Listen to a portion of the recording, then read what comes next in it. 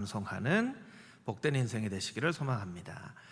오늘은 읽은 아모스 9장 말씀을 통하여 다윗의 무너진 장막을 일으키고 라는 제목으로 은혜를 나누도록 하겠습니다. 아모스는 조금 특별한 선지자입니다. 남유다 사람이었는데요, 북이스라엘을 향하여 심판의 메시지를 전한 선지자예요. 오늘날 이 대한민국이 남북으로 나눠져 있죠. 만약에 여러분 중에 누구에게 하나님께서 사명을 주셔서 너 당장 북한에 가서 하나님 말씀 잘 듣지 않으면 이 정권이 무너진다, 그렇게 가서 당장 전해라, 그러면 여러분들의 심정이 어떠시겠어요? 이게 참 어렵겠죠. 하물며 우리나라가 오랜 시간 동안 이 경상도와 전라도의 지역 감정이 오랫동안 있죠. 많이 해소가 되어져 있다고 하지만 아직도 지역 감정이 남아 있습니다. 선거 때가 보면 우리가 딱 지역 감정이 있는 것을 우리가 확인을 하게 되죠. 저는 이제 동료 목회자들, 저 친구 목회자들이 있는데 전라도 출신의 목회자들이 경상도에 가서 목회하는 게 참 어렵고, 경상도 출신의 목회자들이 전라도에 가서 목회하는 게 참 어렵다고 합니다. 아직까지도 그런 지역에 대한 감정들이 있는 거예요. 그러니 아모스가 하나님의 사명을 감당하기가 얼마나 어려웠겠습니까? 더군다나 아모스는요, 목자라고 성경에 기록이 되어져 있지만 하나님이 들어 올리다라는 뜻을 가진 이 아모스는요, 사실은 보통 목자라고 할 때 히브리어 단어 로에라고 하는 단어가 아니라 어떤 관리를 의미하는 노케드라는 말이 쓰여졌어요. 그러니까 어떤 얘기냐면, 목자들이 많이 있으면 이 목자들을 총괄해서 관리하는, 성경으로 목자장이라고 하죠. 그런 사람이었어. 이 사람은 일종의 엘리트입니다. 사회 엘리트고 사회를 이끄는 리더 같은 역할을 하는 사람이었어요. 그러니까 그냥 살면 편안한 삶을 살아갈 수 있었던 사람인데, 하나님께서는 특별한 사명을 주셔서 북이스라엘의 말씀을 증거하게 하시는 거예요. 때로는요, 우리의 기대와는 달리 하나님께서 우리에게 사명을 주시는데, 때로는 그 사명을 감당하는 과정 가운데 편안하게 살아가는 것, 좀 안전하게 살아가는 것을 포기해야 될 때도 있어요. 여러분, 그것을 잘 기억하십시오. 하나님께서 우리를 이 땅 가운데 창조하신 것은 편안하게 살라고 창조하신 것이 아니라 하나님의 뜻을 이루라고 창조하신 것이기 때문입니다. 그러니까 때로는요, 하나님 왜 저에게 이렇게 힘든 일을 맡기셔서 그런 마음이 들 때도 있지만, 나중에 천국에 가서 하나님을 만나면 잘하였도다 착하고 충성된 종아, 하나님께서 우리에게 그렇게 칭찬해 주신다는 거예요. 여러분, 이 땅 가운데의 삶은 오래 살아도 100년 넘기기가 어렵죠. 우리의 진짜 삶은 이 땅의 장막집을 벗어버리고 영원한 생명으로 하나님과 함께 살아가는 것이기 때문에 우리의 이 땅 가운데의 삶은 영원한 생명을 준비하는 삶이 되어지는 것이 가장 똑똑한 삶을 살아가는 거예요. 그래서 여러분, 조금 편안한 삶을 포기하더라도 하나님의 뜻을 이 땅 가운데 이루어드리는 삶을 살아가는 것이 정말 지혜로운 인생이 되는 것임을 여러분이 꼭 기억하셔야 돼요. 이 말씀으로 여러분을 축복하기 원합니다. 여러분, 이 땅 가운데 하나님의 뜻을 이루어드리는 인생이 되시기를 주님의 이름으로 축복합니다. 아멘. 그 아모스에게 맡겨주시고자 하는 사명, 무엇이었는가? 저는 아모스서 말씀을 보면서 우리에게 기억되어지는 몇 구절이 있지만, 오늘 우리가 읽은 아모스 9장 11절 말씀이 아마도 아모스를 선지자로 부르신 하나님의 특별한 사명이 아닐까. 때로 한 사람의 인생은요, 한 구절의 말씀을 이루어 드리기 위해서 쓰임 받기도 해요. 때로 우리의 인생은 어떤 한 사람을 변화시키기 위한 하나님의 부르심이 있기도 합니다. 한 사람을 변화시키기 위해서, 한 구절의 말씀을 이루어 드리기 위해서 우리의 인생 전체를 사용하시기도 한다는 거예요. 그것이 무엇입니까? 내가 다윗의 무너진 장막을 일으킬 것이다. 그럼 과연 다윗의 무너진 장막을 일으킨다는 것의 의미는 무엇인가? 그것을 우리가 꼭 알아야 하겠죠. 오늘 말씀 7절에서 12절까지에 있는 말씀을 우리 같이 한번 다시 읽도록 하겠습니다. 7절에서 12절 말씀입니다. 여호와의 말씀이니라. 이스라엘 자손들아, 너희는 내게 굿소 족속 같지 아니하냐? 내가 이스라엘을 애굽 땅에서 블레셋 사람을 갑돌에서 아람 사람을 기스에서 올라오게 하지 아니하였느냐? 보라, 주 여호와의 눈이 범죄한 나라를 주목하노니 내가 그것을 지면에서 멸하리라. 그러나 야곱의 집은 온전히 멸하지는 아니하리라. 여호와의 말씀이니라. 보라, 내가 명령하여 이스라엘 족속을 만국 중에서 체질하기를 채로 체질함 같이 하려니와 그 한 알갱이도 땅에 떨어지지 아니하리라. 내 백성 중에서 말하기를 화가 우리에게 미치지 아니하며 이르지 아니하리라 하는 모든 죄인은 칼에 죽으리라. 그날에 내가 다윗의 무너진 장막을 일으키고 그것들의 틈을 막으며 그 허물어진 것을 일으켜서 옛적과 같이 세우고 그들이 에돔의 남은 자와 내 이름으로 일컫는 만국을 기업으로 얻게 하리라. 이 일을 행하시는 여호와의 말씀이니라. 아멘. 10절 말씀을 보여주시면 백성들 가운데에는 하나님의 심판이 이르지 않을 것입니다, 이렇게 얘기를 한다는 거예요. 그도 그럴 것이 아모스가 사역했던 때의 북이스라엘은 여로보암 2세 때 가장 강대한 국가를 이루었고 가장 강력한 국력으로 이스라엘을 보호했던 그런 때였어요. 그러니까 재앙이 임하지 않을 것이다. 사람들이 당연히 그렇게 생각하겠죠. 그런데 하나님께서는 재앙이 임할 것이다. 8절을 보시면 재앙이 임할 것인데 야곱의 집은 온전히 멸하지는 않을 것이고, 9절을 보시면 채질을 하기를, 요새는 이제 채질을 많이 하시는지 모르겠지만 채질을 할 때 알갱이가 하나도 땅에 떨어지지 않고 채질을 할 것이다. 쭉정이만 그렇게 골라내는 심판이 임할 것이다. 그리고 이 심판을 통하여 다윗의 무너진 장막을 이렇게 세울 것이다, 하나님께서 말씀하세요. 그런데 사실은요, 이 아모스서에 있는 이 말씀 때문에가 아니라 사도행전 15장에 있는 말씀 때문에 이 아모스서의 말씀이 사람들에게 더 알려진 거예요. 마치 하박국 선지자가 오직 의인은 믿음으로 말미암아 살리라, 그 말씀을 남겼는데 오히려 로마서 1장 16절에 사도 바울이 오직 의인은 믿음으로 삽니다 해서 그 말씀을 대언한 하박국 선지자의 이야기가 사람들에게 많이 알려진 것처럼 사도행전 15장 말씀을 통하여 이 아모스서의 말씀이 의미 있는 말씀이 되어졌다는 것이죠.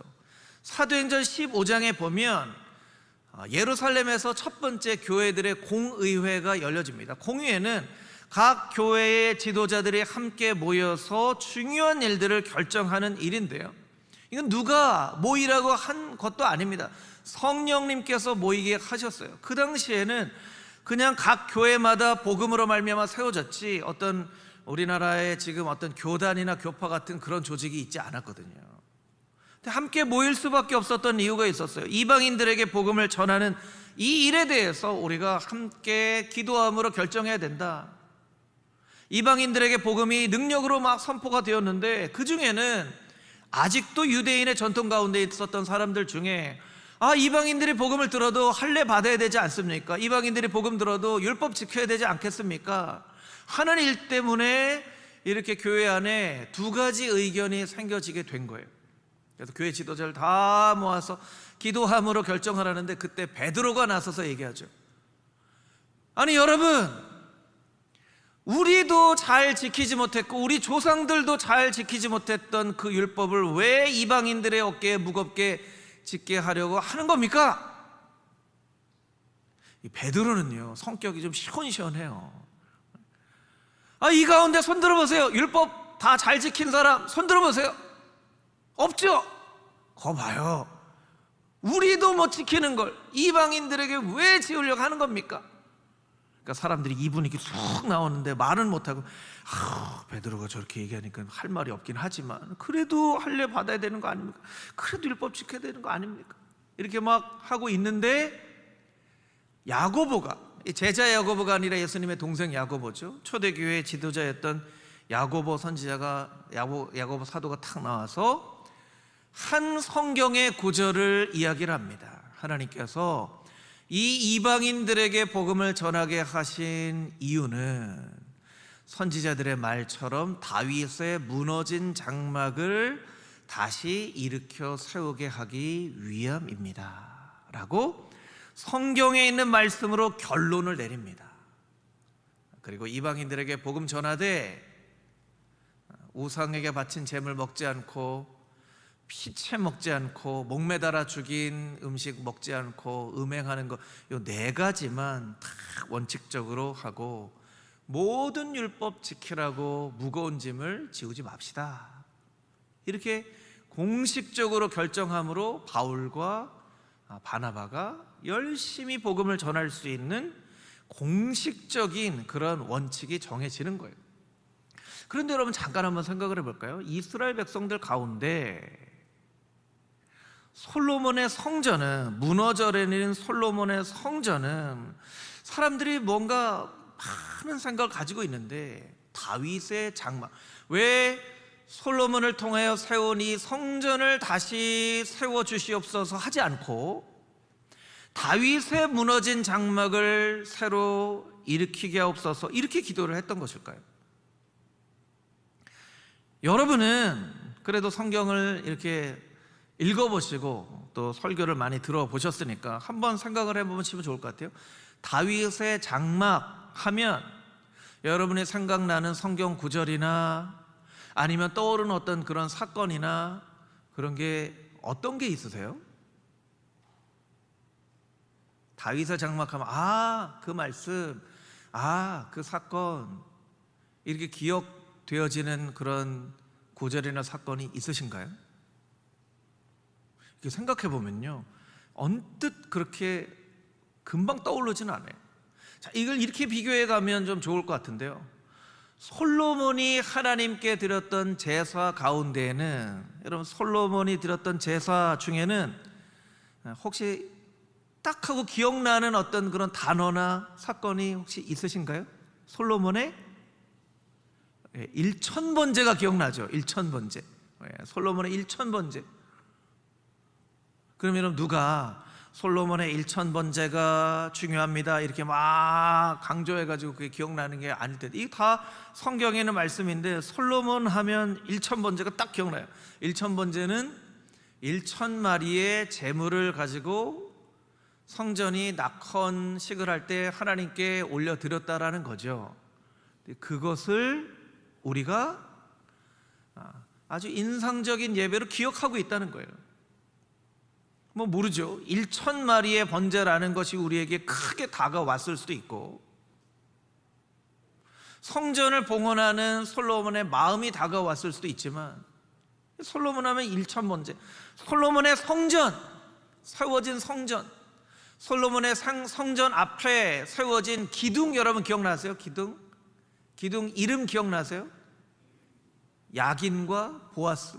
뭐 이런 솔로몬의 성전, 뭐 이스라엘의 장막, 솔로몬의 성전 앞에 세워져 있는 기둥, 이런 것들이 기억이 나긴 하는데, 다윗의 장막하면 사실은 언뜻 기억나는 것이 사실은 없어요.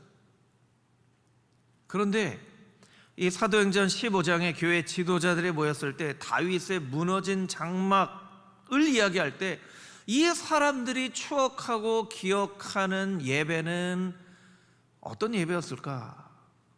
그것을 한번 생각을 해볼 필요가 있겠죠. 여러분 오늘 예배를 마치고 집으로 가셔서 여러분들이 꼭 역대상 15장 16장에 있는 이 말씀을 한번 꼭 읽어보시면 좋을 것 같아요. 사실은 역대상 15장부터 역대상 27장까지 읽으면 제일 좋겠지만 15장 16장에 보면 다윗이 어떻게 예배를 드렸는지가 나옵니다. 여러분, 다윗은요, 왕으로 세워진 이후에 가장 먼저 기럇 여아림 땅에 있는 하나님의 법궤를 예루살렘으로 옮기려는 계획을 가지고 있었어요. 여러분, 그 계획이 성공했나요? 실패했나요?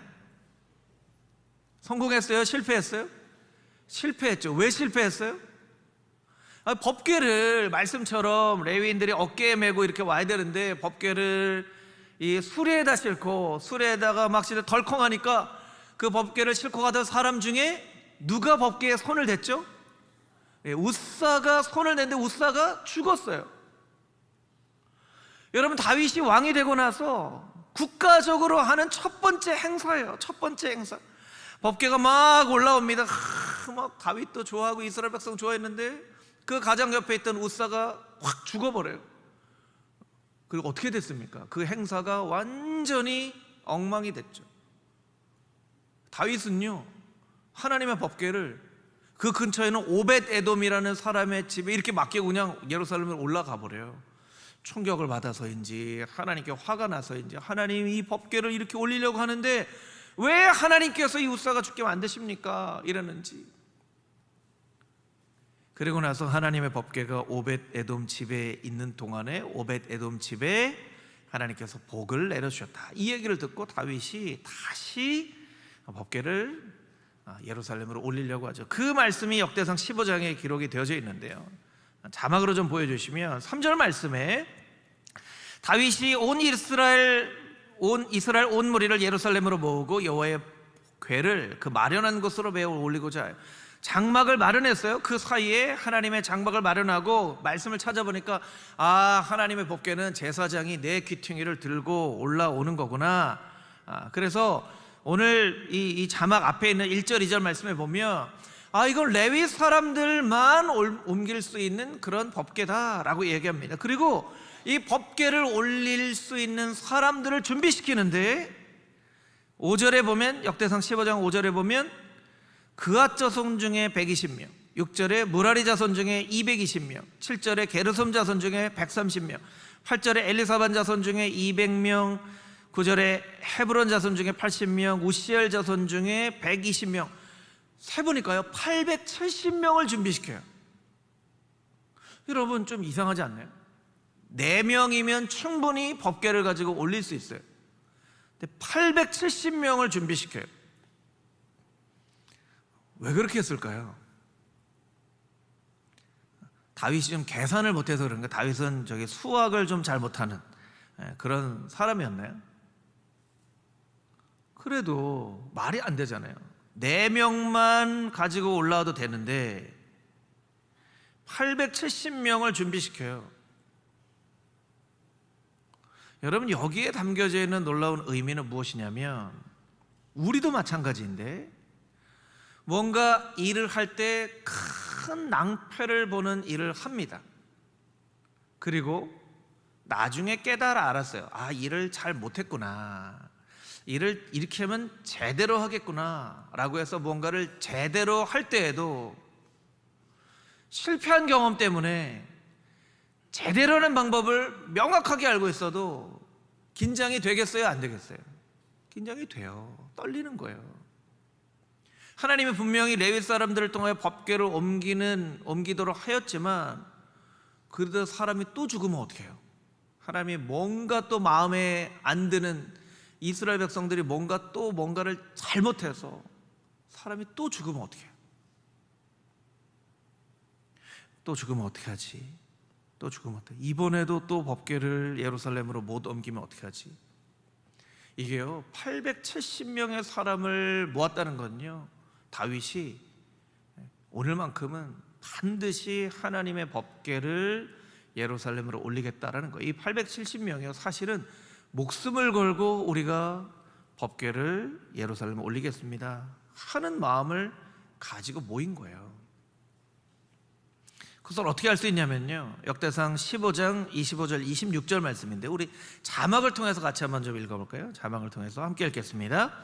이에 다윗과 이스라엘 장로들과 천부장들이 가서 여호와의 언약궤를 즐거이 메고 오벳 에돔의 집에서 올라왔는데 하나님이 여호와의 언약궤를 맨 레위 사람을 도우셨으므로 무리가 수송아지 7마리와 순양 7마리로 제사를 드렸더라. 아멘. 26절 말씀에 보면 언약궤를 맨 레위 사람을 도우셨으므로, 이 구절이 있어요. 하나님이 도와주셨다는 거예요. 이 도와주셨다는 건 이게 등 밀어서 잘 올라갈 수 있도록 해주셨다는 게 아니에요. 하나님의 도우심으로 죽지 아니하고, 하나님의 도우심으로 이 사람들이 죽지 아니하고 여호와 언약궤를 메고 예루살렘을 올라왔다는 거예요. 그러니까 다윗이요, 얼마나 기뻤을까요? 정말 하나님의 언약궤가 그 성경에 기록된 대로 예루살렘으로 올라왔어요. 너무나 기뻐서 막 악기를 연주하고 사람들이 노래를 부르면서 우리가 잘 아는 것처럼 막 옷이 흘러내리는 것을 알지도 못하는 채로 춤추면서 그렇게 예배를 했는데요. 예배를 했는데 이렇게만 예배를 하고 끝나지 않았다는 거예요. 그 하나님 앞에 올려드리는 아름다운 예배는 다윗이 예루살렘에서 온 이스라엘의 왕 노릇을 하는 33년 동안 그 예배가 계속 되어졌다는 거예요. 성경을 보면요, 18개 조로 나눠서 24시간 동안 예배를 드렸는데 역대상 23장에 보면요, 이 예배에 필요한 악기를 연주하는 사람만 4,000명이었어요. 4,000명. 4,000명이나 되는 사람들이 예배를 섬겼고요. 역대상 23장에 보면 예배를 인도하는 인도자만 288명이었어요. 어떻게 이렇게 예배를 드렸을까요? 다윗이 법궤가 이렇게 올라왔는데 다윗이 계속 법궤를 보는 거예요. 자다가도 일어나서 법궤가 있는 거 이렇게 보고, 어디 가야 되는데 왕이시여 그쪽 길이 아니라 이쪽 길로, 아니다, 법궤 잠깐 보고 가려고 그런다. 아침에 일어나도 법궤를 잠깐 보고 그 마음이 계속 법궤가 있는 쪽으로 향한 거예요. 그러니까 이게 24시간 동안 자 조를 짜서 이제 예배 드리자 하는 게 아니라 다윗의 마음이 온전하게 법궤를 향해 있기 때문에 아침에도 점심에도 저녁에도 밤에도 계속 예배를 드리면서 하나님의 말씀이 이스라엘 가운데 회복되어지는 것을 기뻐하고 즐거워하는 그런 예배를 드렸다라는 거예요. 자, 솔로몬의 1,000번제 말씀드렸죠. 솔로몬의 1,000번제와 다윗의 장막에서 드리는 예배의 차이점을 설명드리자면, 솔로몬의 1,000번제는 한 번의 사건으로 끝난 예배예요. 성전이 낙헌식을 할 때 그때 한 번 드린 예배예요. 그런데 다윗의 예배는 무엇이냐면 24시간 동안 33년 동안 드렸던 삶의 예배라는 거예요. 여러분, 성경에 있었던 사람들이 솔로몬의 제사가 아니라 솔로몬의 제사가 잘못되고 다윗의 제사가 잘됐다 이런 설명이 아니라 이 사람들이 그리워하고 회복되어지기를 바랐던 것은 무엇이냐면 삶의 예배였다는 거예요. 이방인들에게 복음이 증거되어지고 그 초대교회 지도자들이 다 모여서 이 이방인들이 사는 곳마다 하나님이 다윗이 하나님 앞에 올려드렸던 그 삶의 예배가 회복되어지기를 우리가 기도합시다 하는 마음으로 이방인들에게 복음을 전했다라는 거예요. 여러분은 여러분의 기억 가운데 가장 기억 남는 예배가 어떤 예배입니까? 가장 기억 남는 예배가 있으실 거예요. 그런데 여러분, 기억 남는 그 예배는 얼마나 오랫동안 여러분의 삶 가운데 지속이 되었습니까? 아니면 과거의 한 사건으로 끝나버리고 추억을 되돌이킬 때마다 그냥 꺼내보는 어떤 과거의 사건이 되었습니까? 아니면 오늘도 여러분이 동일한 마음으로 하나님 앞에 그렇게 예배하고 있습니까? 설교를 준비하면서요, 우리가 코로나 때 드렸던 예배가 기억이 나더라고요. 여러분, 코로나 때 예배 드렸던 때 기억하세요? 3년 동안 예배를 드리면 안 된다고 하니까 어떤 때는 정말 저 혼자 설교를 하기도 하고, 어떤 때는 몇 분 이렇게 앉아 있기도 하고, 예배 찬양팀이 있기도 하고. 여러분 기억하세요? 여기 의자에 이렇게 스티커 붙여서 여기만 앉아야 됩니다 막 이렇게 예배를 드리기도 하고, 식당에는 막 칸막이 만들어 놓고 그렇게 했잖아요. 다 까먹으셨나요, 여러분? 예배를 드리지 말라 그러니까요. 예배가 얼마나 더 간절해지는지, 예배를 드리면 안 된다고 하니까 얼마나 정말 더 예배를 드려야 한다는 그 마음이 얼마나 간절하게 마음 가운데 있는지. 그래서 정말 이 상황에 따라서 그래도 나라가 정한 그 원칙을 막 벗어날 수는 없으니까 그때마다 이번 주에는 어떻게 예배드리지? 어떻게 코로나 확진자가 더 많아졌습니다 하면 더 조심조심하고, 막 저희가 막 방송국에서 와서 막 촬영도 하고 그랬잖아요. 오히려 그때가 더 간절한 예배의 마음이 오히려 더 있었던 것 같아요. 오히려 더.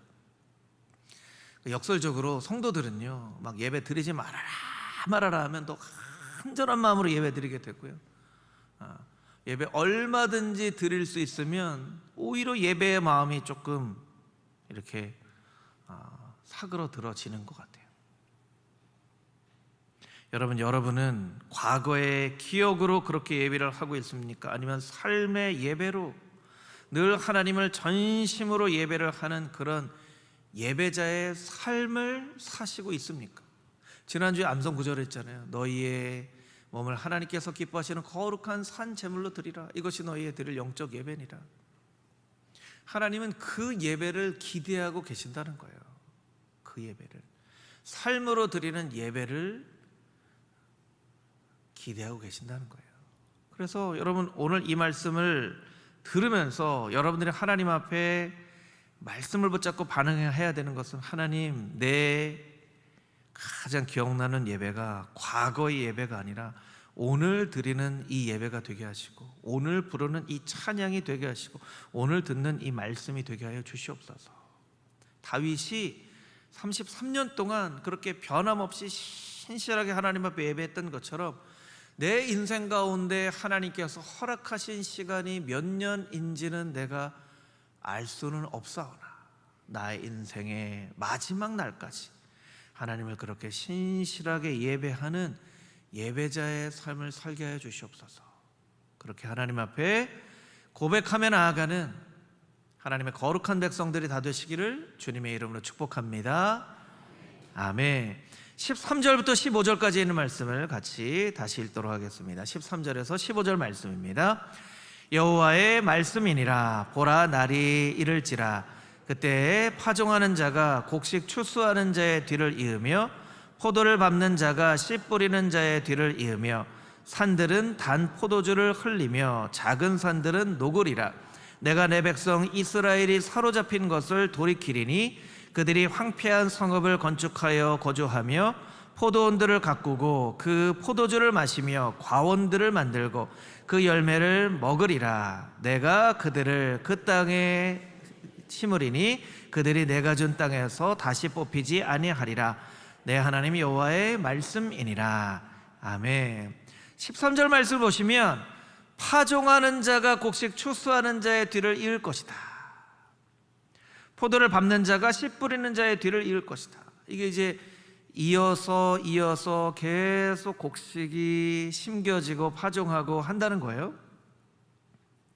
파종만 하고 끝나는 것이 아니라 파종할 때 누가 곡식을 심으면 또 곡식을 얻게 되고, 그럴 때 또 누가 심으면 이렇게 계속 이어진다는 것이죠. 이것은 자자손손 하나님의 복이 흘러갈 것이다, 이런 말씀이에요. 15절 말씀에 보면 내가 준 땅에서 다시 뽑히지 아니할 것이다, 이런 말씀이에요. 여러분, 하나님의 축복이 우리의 자자손손 이어진다면 얼마나 그것이 우리의 삶 가운데 큰 복이겠습니까? 여러분에게 주신 하나님의 복이 여러분 자자손손에게 이어질 수 있게 되기를 주님의 이름으로 축복합니다. 아멘. 그런데요, 우리가 한 가지 살펴봐야 될 게 있어요. 하나님은 하나님께서 주신 복이, 말하자면 복 이러면 약간 추상적인 개념이어서 이스라엘 백성들이 누리고 있는 이 부유함이 그대로 자녀들에게 이어지는 이런 방법을 택하지는 않으셨어요. 우리는 생각합니다. 우리가 고생해서 이루게 된 이 부유함이나 삶의 터전을 우리의 자녀들에게 물려주면 자녀들이 내가 했던 고생은 좀 하지 않고 뭔가 조금 더 나은 상황에서 이 세상을 살아갈 수 있게 되겠지. 그래서 부모님들의 마음 가운데는요, 무언가를 자꾸 물려주려는 생각을 해요. 돈도 물려주고 집도 물려주고 경험도 물려주고 사람들의 관계도 이렇게 물려주고 자꾸 물려주려고 해요. 이게 나쁘다는 건 아닙니다. 근데 거기에 중심에 영적인 유업이 가장 중심이 되어 있어야 되는데, 영적인 유업이 물려지지 않은 부유함은요, 사람에게 축복이 아니라 오히려 저주일 때가 많아요. 그래서 아모스서에서는 무엇을 얘기합니까? 너희의 부유함을 경계해라 라고 얘기합니다. 가장 부자인 때였는데, 가장 부자이고 가장 힘이 세고 가장 강성했던 때였는데 오히려 영적으로는 더 가난했어요. 혹시 여러분 그러지 않으세요? 여러분 자녀 그러지 않으세요? 물질로는 부유한데 영적으로는 가난한. 이스라엘이 그랬다는 거예요. 얘는 부유하면 뭐합니까? 영적으로 가난한데, 하나님의 은혜를 알지 못하는데. 아모스 6장 4절에서 6절은 이렇게 이야기합니다. 자막으로 보여주시면, 상하상에 누우며 침상에서 기지개를 펴며. 상하상에 눕는다는 건 최고의 삶을 산다는 거예요. 상하로 만든 침대에서 산다는 거예요. 양떼에서 어린 양과 우리에서 송아지를 잡아서 먹고, 사실은 어린 양하고 송아지는 잘 안 잡아 먹어요. 커야 되니까. 근데 어린 양과 송아지를 잡아 먹는다는 것은 그만큼 부유하다는 거예요. 비파 소리에 노래를 맞추어 지절거리며 다윗처럼 자기를 위하여 악기를 제조하며. 여러분, 다윗이 언제 자기를 위하여 악기를 만들었습니까? 하나님을 찬양하고 했죠. 그런데 이 사람들이 생각하는 거예요. 아, 다윗처럼 찬양해야 하는데 사실은 알고 보니까 자기를 위해서 노래를 하고 있어요. 여러분, 우리가 아무리 하나님 앞에 찬양을 해도요, 나의 만족을 위해서 찬양하면 이건 하나님을 위한 찬양이 아니라 나를 위한 찬양인 거예요. 찬양이 하나님께 영광을 올려드려야죠. 아, 내가 좋다, 그냥 내가 좋다라는 감정에 머물러 있으면 안 돼요. 이 찬양을 통하여 하나님 영광 받으시옵소서 하는 마음이 있어야죠. 그렇지 않으면 나를 위한 찬양이 되는 거예요. 6절에 보면 대접으로 포도주를 마시며 귀한 기름을 몸에 바르면서. 여러분, 귀한 기름을 몸에 발랐대요. 그러니까 얼마나 부유한 삶을 살았어요. 그런데 요셉의 환난에 대하여는 근심하지 아니하는 자로다. 에휴, 이런 환난이 오겠어? 요셉 때에 7년 풍년과 7년 기근이 있었는데, 기근과 환난은 이제 우리와는 상관없는 얘기. 우리가 이렇게 부유하고 우리가 이렇게 강한데, 내가 이렇게 성을 쌓아놓고 이제는 우리는 망할 염려가 없어, 우리는 실패할 염려가 없어 하고 살아갈 그때에 하나님께서 이스라엘의 교만을 무너뜨리고 유다의 교만을 무너뜨리고, 그토록 영적인 자존심으로 생각했던 솔로몬의 성전마저도 무너지고 된 다음에야 하나님 불쌍히 여겨 주십시오, 긍휼을 베풀어 주십시오, 우리를 살려 주십시오 하고 하나님을 의지하게 되었다라는 거예요. 망하게 된 것은 이스라엘에게 있어서 축복이 아니라 저주와 같은 큰 슬픔이었지만, 그 일을 통하여서 하나님은 많은 사람들이 복음을 알게 하셨어요. 여러분, 예루살렘의 성전이 무너지지 않았으면요, 아직도 예루살렘 성전에서만 제사 드리고 예배 드렸을 거예요. 성전이 무너지고 난 이후에 성전에서 예배를 드릴 수 없으니까 회당을 만듭니다. 작은 곳이에요. 회당은 유대인 남자 10명만 모여도 함께 예배를 드릴 수 있는 곳이고, 말씀을 읽으며 들리는 제사 중심의 예배에서 말씀 중심의 예배로 이렇게 넘어옵니다. 그리고 예수님은 이 회당에서 복음을 전하시죠. 사도 바울도 이 회당에서 복음을 전합니다. 그리고 회당에서 복음을 전했던 예수님과 사도 바울의 이 복음은 정말 말씀 그대로 예루살렘과 온 유대와 사마리아 땅끝까지 복음이 증거되어서 그 복음이 증거되는 곳마다 교회가 세워지고 하나님을 예배합니다. 그게 바로 오늘 금호중앙교회잖아요. 금호중앙교회. 여러분, 우리가 어떻게 이곳에서 예배드리게 됐습니까? 예루살렘 성전이 무너져서 예배드리게 된 거예요. 이스라엘 백성들은 아휴, 저 성전이 무너져서 하고 막 마음을 치고, 지금까지도 어떤 유대인들은 여기에 성전이 다시 세워져야 되는데 하는데, 그 일을 통하여 오늘날 우리에게까지 복음이 전해지고 이 대한민국에까지 교회가 세워졌는데, 여러분 놀라운 것은요, 이 초대교회 지도자들이 솔로몬 성전 세워주십시오 하고 기도한 것이 아니라 다윗의 무너진 장막이 다시 일으켜 세워지게 하여 주십시오. 하나님, 건물이 중요합니까? 하나님을 예배하는 다윗의 영성이 중요하죠. 삶으로 예배하는 그 예배가 중요하죠. 하나님, 이방인들이 하나님을 만나는 그곳마다, 예수 그리스도의 복음을 듣는 그곳마다 다윗의 장막에 그 전심으로 예배했던 그 예배가 다시 회복되어지게 은혜를 베풀어 주십시오 라고 기도했다는 거예요. 그리고 그들의 소망과 기도대로 이루어졌죠. 오늘날 우리가 이렇게 예배를 하게 된 겁니다. 역사적으로 보면요, 참 역설적인 일들이 있어요. 역설적인 일들이. 베트남 쌀국수 여러분 다 드셔보셨죠? 베트남 쌀국수. 베트남 쌀국수가 전 세계적으로 대중적인 음식이 되게 된 것은요, 사실은 베트남이 아주 치열한 전쟁을 했기 때문이고, 그 전쟁을 통하여서 공산 정권이 베트남에 세워졌는데, 공산 정권에서는 살 수 없다고 생각했던 사람들이 그냥 있는 배를 타고 고국을 떠나서 나와 살았어요. 보트 피플이라고 하죠. 사진을 보여주시면 보트 피플. 이런 배, 큰 배도 아니에요. 이런 배에 그냥 어디로 갈지 모르고 그냥 우리가 공산 정권에선 살 수 없다 하고 나온 거예요. 100만 명이 넘는 사람들이 나왔대요. 얼마나 많은 사람입니까? 100만 명이 넘는 사람이 나왔다는 건요, 100만 명이 넘는 사람이 죽었다는 이야기이기도 합니다.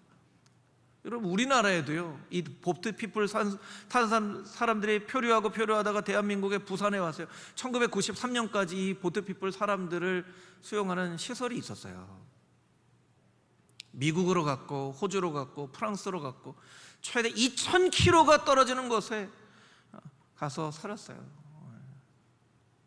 사실은요, 뭐 쌀국수 얘기를 하다가 갑자기 얘기를 했지만, 쌀국수 먹는 나라 많아요. 그런데 베트남 난민들이 세계 많은 곳에 가서 살면서 이것이 세계적으로 대중적인 음식이 된 거예요. 그러니까 어떻게 보면, 우리가 역사를 보면 참 역사의 역설적인 부분이 있다라고 생각을 하는 거죠. 슬픈 역사인데 슬픈 역사를 통해서 무언가 새로운 일들이 이루어지는 거예요. 여러분, 우리의 삶 가운데 경험하는 슬픈 일들은요, 때로는 또 다른 소망의 씨앗이 되기도 합니다.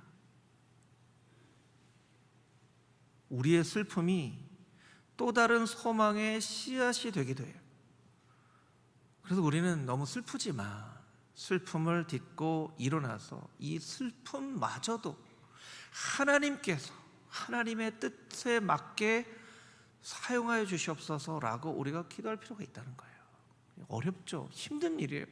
우리의 슬픔을 딛고 일어난다는 것, 우리의 불행을 딛고 일어난다는 것, 우리의 절망을 딛고 일어난다는 것 참 어렵지만 역사가 그것을 우리에게 이야기를 해줍니다. 예루살렘 성전이 무너졌기 때문에 오늘 우리가 예배를 드릴 수 있는 것처럼, 때로는 내가 당한 이 슬픔 때문에 누군가가 새로운 소망을 얻게 된다면 하나님, 그 일마저도